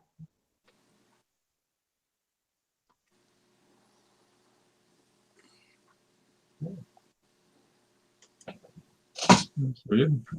What happened to you? Gone all dark. What's the audio? I got him back. I don't know what happened to your microphone, Tom. Somehow it got cut off. I was trying to say good night to Ron, and you disappeared. I don't know if I did. Yeah, we Yeah. can hear you now. I might have done something Can over you hear here me now? trying to type. Yeah. Yep. yeah, it was like you muted me. Yeah, maybe I hit a key or something. I was trying to type a message and say good night to Ron. Yeah, I didn't notice it, Ron, but yeah, good night to Ron. Hey, Terry. Yes, sir. Hey, I thought you was going to help me on this hurricane fuselage. What do you need? It looks like it's I got it balancing now. pretty good. Looks like it's balanced good now.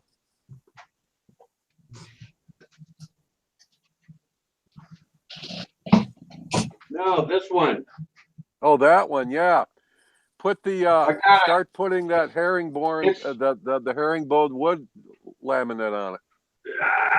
See, That's pretty stiff. it's now. not twisting. Yeah.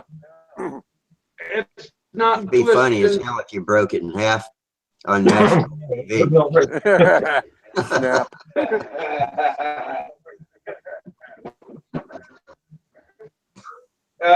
You would have to probably mute me. If that would have happened, you'd have to mute me.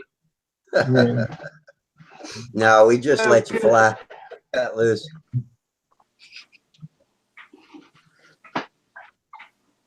Now that's happened to You'd have to put X-rated sensor on the video. Yeah, I can edit it after the fact. Hey, Tom, when you get it all untrussed there, put your fingertips under the wing and balance it that way for me once. Bleep, bleep, bleep, bleep, bleep, bleep, bleep. Yeah, let's see if it balances on your fingers the same way it balances on your jig. Yeah, What? I don't have any kind of jig like that, man. That's slick. I don't have that. Were you on, Terry? Were you on here the other night when he was doing a show and tell on the jig? Yeah.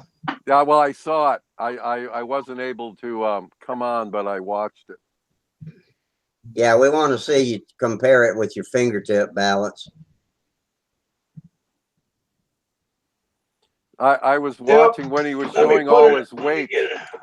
He was showing off his lead weights, so I was going to call him the Ingot Air Force. All right, here comes the fingertip. There you go.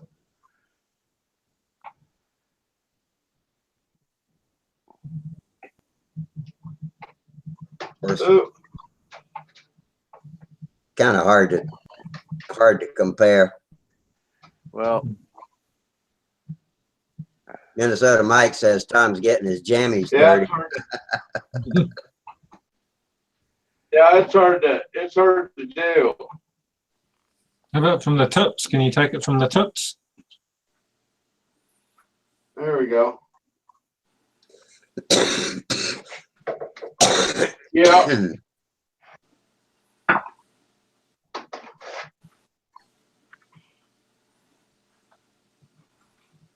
Let me get where I'm at here. Okay, I'm right at it. you're right at the spar. You should be just good. It looked like it just about picked up. Yeah, there you go. There you go. Well, it's a little nose heavy. Yeah, that's good. It's an eighth of an inch. That's why I don't use my fingertip, because I could use this machine and it can hang there, and then I can have, I got my hands free. Yeah, I've got a couple balancers that one of my very first construction articles for Model Airplane News, I think, was 1962, and it was called Balancing Act. And all it is a piece of 1x6 board that I drilled a bunch of holes in. You stick a dowel in them, both the same length, and one of those pyramid tipped erasers. Put it, and you space it wide enough for your fuselage and mark under your wings, and make sure you're setting on the balsa wood center part of the wing and not in an open bay, and balance her out.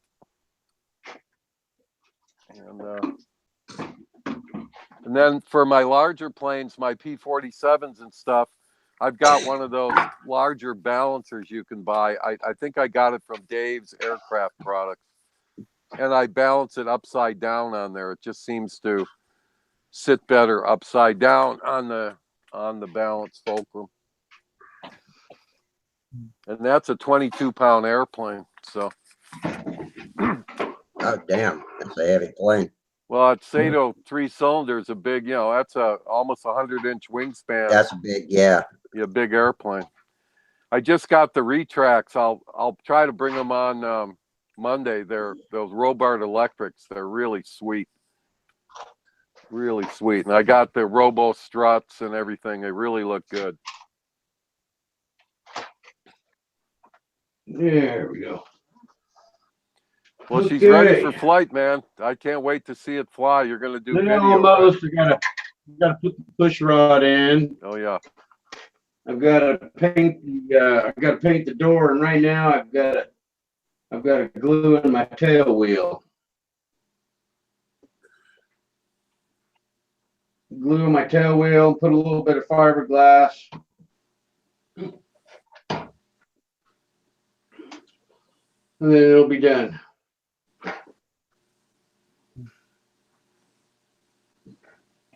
Looking good. Keep building. Yeah. Everybody keep building. No ARFs. Terry, was that skeleton back there before Hey, you guys ever get? Actually, no. It's something I picked up on sale at after Halloween at I think it was Home Depot. And That's it was pretty cool. somebody brought it back because they said it was damaged. I looked at it, and How can the you manager, he says, I said, look, John, I don't think it's worth $24. He goes, what will you give for it? I said, $10. He said, get it out of here. So I got this life-size skeleton. I positioned him around. You know what I did? I put him in my chair here, and I have a Western hat I wear. I put the hat on and some sunglasses. And my son came around the corner. I was hiding in the back. He starts talking to me and realizes it's a skeleton. It freaked him out. He's 35. It freaked his ass out. He says, man, will you ever grow up? I go, never. Oh, no. Yeah. Anyway. Yeah, if it bugs you, I'll move him. No, it doesn't bug me. Okay. It fits. I mean, it's fitting in your shop. Can't say it it is. in everybody's, but yeah, he goes right with the aura that you present. Oh yeah, it goes with me. Yeah. Kind of a scary motherfucker. Well, whatever. It's all good, guys. It's all good.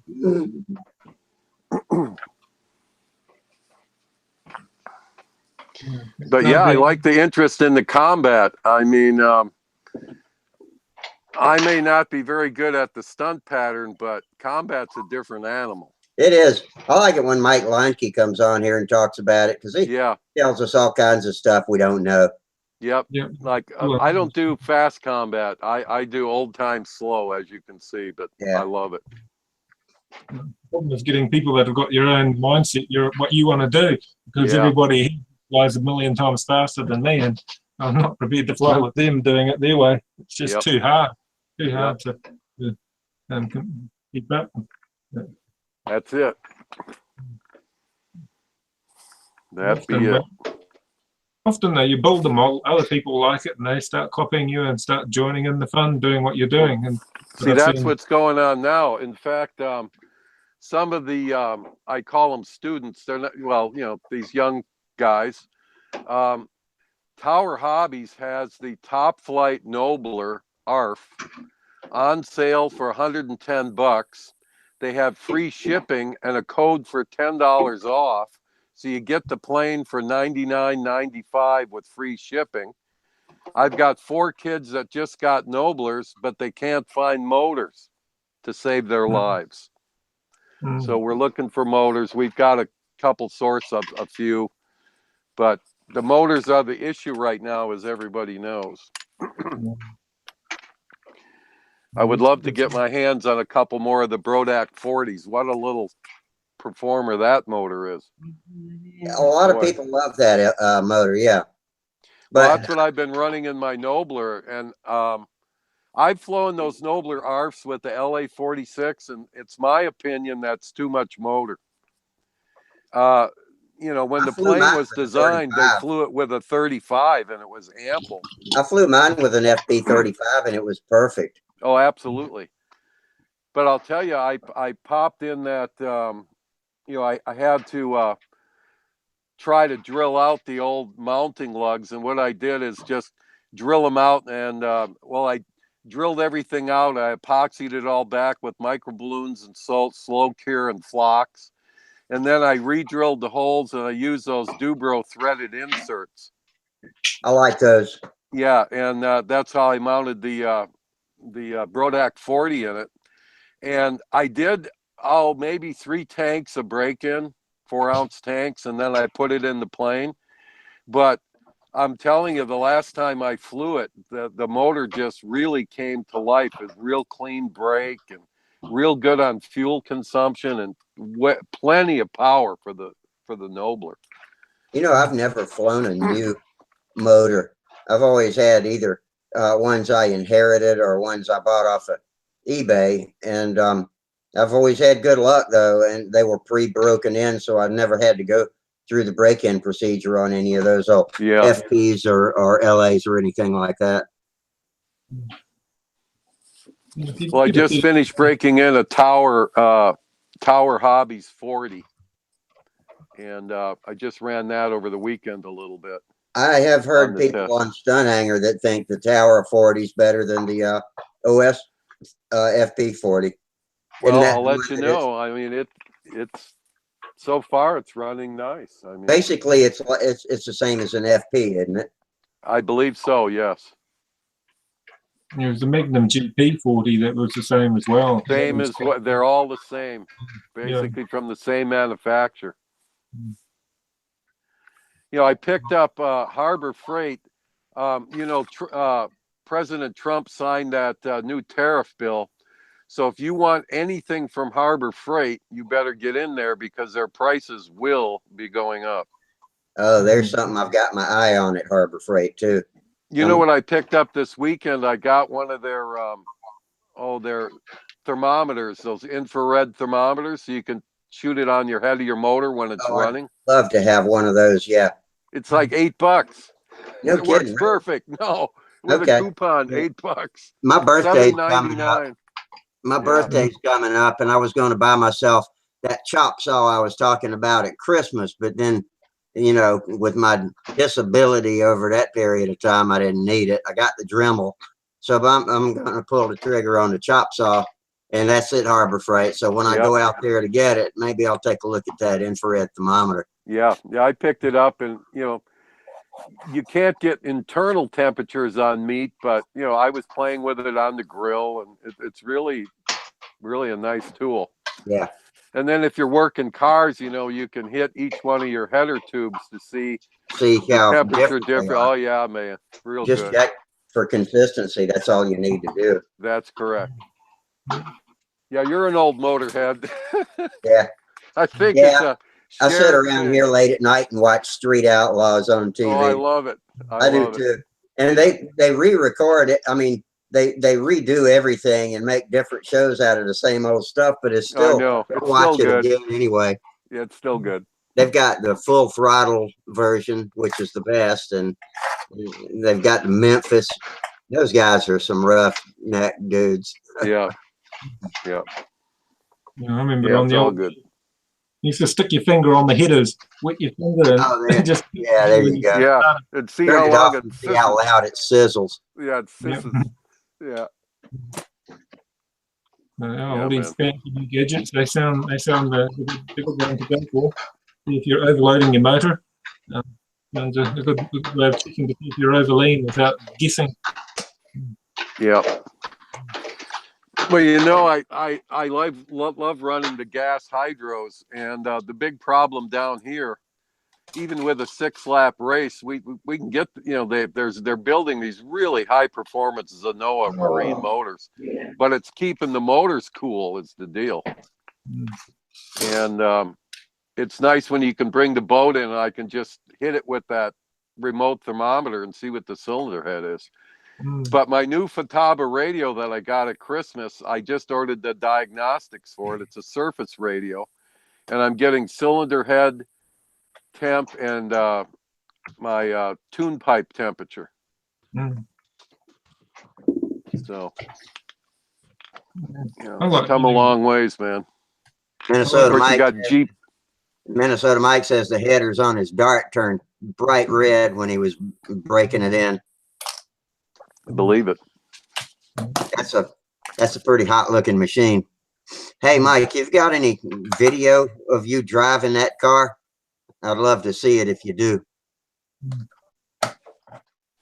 Or some sound of you running it, like, you know, like from in the car, what it sounds like when you launch and stuff. I love it, man. There's a great video about Grumpy Jenkins, one of my heroes as a youngster, and he's got some video of him competing at the NHRA Nationals with video inside and outside of the car. And those cars didn't put out anything like the horsepower they put out today. I mean, he was out there driving shit that didn't have as much horsepower as a new Lexus has today. Exactly. You know, you're talking 375 or 400 horsepower, or even after the Chevy 427 came out. For a while, that was the most powerful production engine that had ever been made, and it was only 430 25 horsepower, I think. That was between 69 and 72. I can't remember. That was a badass engine back then. It was iron though, man. Nothing sounds like those iron engines did today. I don't care how much power you can put out with an aluminum block. There's nothing like the thunder you feel in your chest when an iron block drives by. Yeah, with the real super high compression and everything. 13-to-1 and all that. I love it. Yep.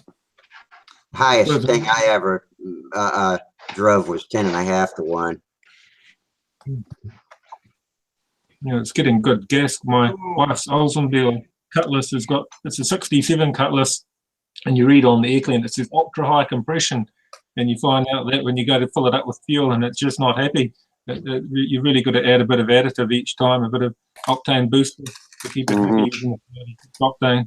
It likes a little bit of says boost. his car is 13-to-1 and runs 960 in the quarter. There you go. I'm glad to see somebody still running quarters.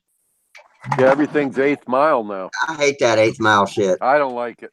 Now on Street Outlaws, they make it seem like a half a mile. It looks like a mile. Yeah. It looks like a mile. Are you kidding? They show That race you is over. Boom, it's over. But they show it from 19 angles. I mean, you couldn't manually good, though. shift through 3 gears in 1/8 of a mile. Yeah, but it's good though. I had a Muncie 4-speed in my quarter-mile Camaro, but that was a 12-second, closer to 13-second machine. Strictly a backyard production, but it was funner than hell. Yep. Oh yeah. I think the lowest number that was ever written on my window was 1275, and I'm not really sure I hit it. Sometimes I accuse those guys in the tower at the racetrack of conjuring up numbers themselves. It's been known to happen. Yeah. I went out and won races all night. One night came home with a trophy, and I never was sure that was a legitimate win. Hey, but I got the race still in my shop, 1980. Wow. Well, I had a 66 GTO 389. When I got it, it had tri-power, but that stuff was so hard to keep synchronized, and I had the progressive linkage that I took that off and I put on a Holly or a Edelbrock high rise, and with a Holly 1150 CFM 3-barrel. The back barrel was like a football field. I don't know if you remember that. Yeah. 1150 CFM. I had to put in an electric fuel pump just to get enough fuel up to it.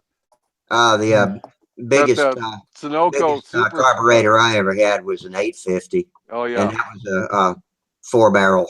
And then, you know, when I got that car, it had a double pumper on it, but at the drag strip, you don't really need a double pumper because your foot's all the way in it all the way anyway.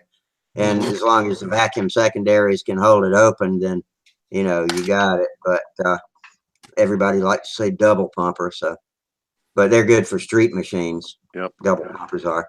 Now, Mike also got a KZ1000. And let's see, he says his drag bike, not the same bike as the KZ, I'm guessing, runs a 9-second quarter. Oh, my God. The KZ1000 pumped up to 1,500 cc's.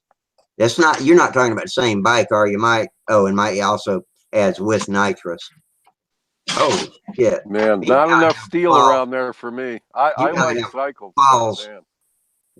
You gotta have balls to pull the trigger on something like that. Yeah, it's something. I'd be sitting back at the lights watching that bike go down the track with me sitting on the ground. What is that Gerald's holding up? Holy crap. Hang on. Let me lock in on that, Gerald.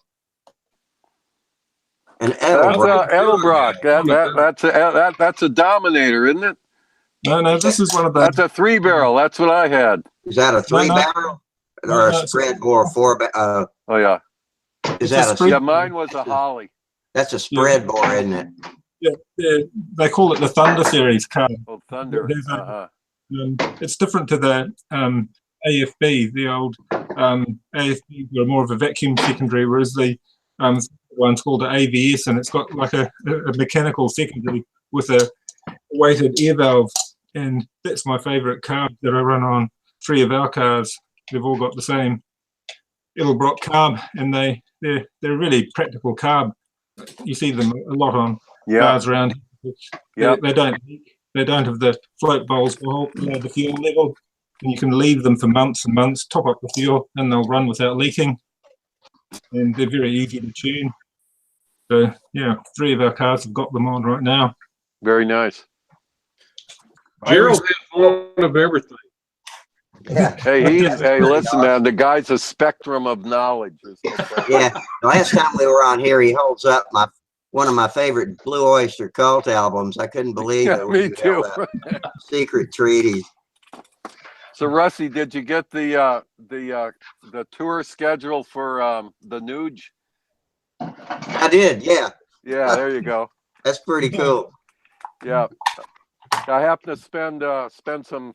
Well, I saw him a Saturday out at the SHOT Show. My son and I got a ride out to the SHOT Show on Friday. It was nice. Well, Minnesota Mike's back with the carburetor. He says the easy way to tune an Edelbrock carb is with a baseball bat. But some don't. I used to run just Hollies. I used to run a mix of vacuum and mechanical secondary Hollies, but I just didn't like the fact that when you lift them, the float bowls dry out, and then they shrink, and next thing you go to start it up and the fuel pisses out. And one time I started up my wife's Oldsmobile, and it had a double pumper Holly on it, and the rear float bowl I didn't know was leaking, and it leaked down the back of the intake manifold, nice and quietly seeped down the back of the bell housing and caught on an exhaust leak, and then all the flames just went shooting up the bell housing. Oh man! And everywhere, and then made a huge mess with the fire extinguisher putting it all out. But after that, I was never keen to run a Holly because we nearly lost the car. And I just thought, secret sort of concealed fuel leak that I didn't see. Normally, if it's a leak at the front of the car, but the front of your float bowl, you can catch it. But that one caught me. That one was scary. Yeah, I bet, man. Boy, I miss those days working on cars out in the driveway under the hood. Yeah. Pulling your header plugs out so you can go street race. Oh yeah. People used to put cutouts in them and pull a lever inside the car and open them up. I never did that, but I finally outdoors working on cars. No, that don't excite me. I finally got rid of most of my racing stuff. I gave my slicks away to a guy, and he died the next week before he paid me for them. So, yeah, it's bad luck. it didn't matter. Somebody's probably got them now. It was on Fenton rims they were on. I had Edelbrock. No, I had what was that? Center lines. I forgot the brand name. Now was on the front end. I had nice wheels on the front with the narrow wheels on it. I can't remember. What was that we run on the Mustang? Same thing. Yeah. They were a good name brand. I can't remember what they were called now. Center lines, something center lines. American Racing? No, it was Americans I had Americans all the way around one of my street cars one time. I really liked them. I can't even remember. Man, that's bad. Yeah, considering what alloy wheels used to cost back in the mid to late 60s to what they cost now, they're cheap. No shit. You pay what you pay for a whole car. Yeah. For those alloy wheels. Yep. Yep. It was always hard getting tires out here, and the locally made tires were very limited sizes. But now everybody's just importing everything. Tons of American imported cars here. The number of cars in the past was very low, the number of American imported cars, but now there's probably more Mustangs and Camaros on the road per capita than you probably have in America. There's so many that have been imported here. Oh, good. They're nice cars. Yeah, I'd like to have a modern Mustang. I saw a beautiful one today. A friend of my son that passed away came by to show it to us, and it was silver with like powder blue racing stripes, and man, it was beautiful. Black interior, just beautiful. I'll get a picture of it, and because he promised to let me drive it, he's breaking it in. I said, you know, these new cars, you don't have to really break them in much. They're ready to roll when you get them, man. Pretty much. Oh, Minnesota I Mike. wouldn't beat it up, but Mike sent pictures of his bike to me in email, so I'll put them in a folder. And next time we get together and start talking about cars, I'll show them very cars cool. and bikes and stuff. So I'll put those, because I got a folder full of stuff that I wanted to show y'all before about fishing, so I'll throw them in with that. We'll have a Rusty show and tell night one night. That'd be good. Yeah. So you want to show fish that get caught? I mean, I'll take a couple photos of what I catch at the bridge in the next couple days just to keep them, and I'll mail them to you. Okay, I'll throw my race car pictures in there too. It won't be good like what Mike's got, but it'll still be Rusty's race car. Hey guys, it's after 12 o'clock. We made it through a whole show. I think let's call it a night. All right. It's good chat. Yep. I'm done for the night. All right, man. Okay, guys. Yeah, man. Y'all take it easy, and we'll see you back Monday later. All right. Everybody, good guys. Thanks for visiting. All of you 7 viewers out there on YouTube, thanks for watching. And until next week, fair winds, tight lines, and we will see you later. Good night. Good night.